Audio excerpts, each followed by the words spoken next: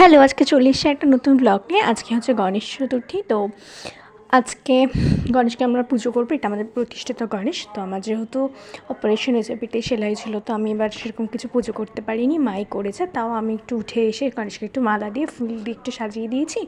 আর এবারে যেহেতু আমি নিজে কোনো বাজার করতে পারিনি, তো কোনো রান্না করে ভোগও দিতে পারিনি, তাই পুরোটাই বাইরে থেকে কেনা হয়েছে।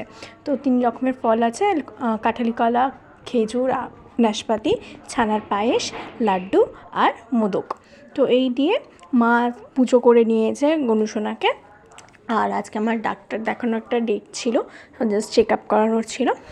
তো এই পুজো টুজো হয়ে গেছে আর মা করে নিয়েছে। আর তারপরে হলো আজকে পাতলা রুই মাছের ঝোল আলু বরবটি দিয়ে করেছিল, আর রুই মাছের তেল দিয়ে ভাতটা খেয়ে নিয়েছি। খেয়ে একটু রেস্ট করে আমি সন্ধ্যাবেলা বেরিয়েছিলাম বাবার সাথে ডাক্তার দেখাতে। তো যেহেতু পেটে সেলাই ছিল, এমনি কিছু তো জামা কাপড় পরিনি, পরতে পারবো না, শুধু নাইটি পরেই আজকে গেছিলাম।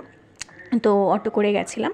আর আমি এই ডাক্তার দেখাতে চলে এসেছি, ওয়েট করছিলাম। তারপর ডাক্তার দেখানো হয়ে গেছে, বেরিয়ে পড়েছি। আর বাড়ি এসে গাটি কচুর তরকারি আর রুই মাছের ঝোল দিয়ে ভাতটা খেয়েছি। আজকে ভিডিওটুকু এইটুকুই। ভালো লাগলে লাইক করো, ফলো করো, শেয়ার করো, সাবস্ক্রাইব করো। আর দেখা হচ্ছে নেক্সট একটা ভ্লগে। আজকের মতো টাটা।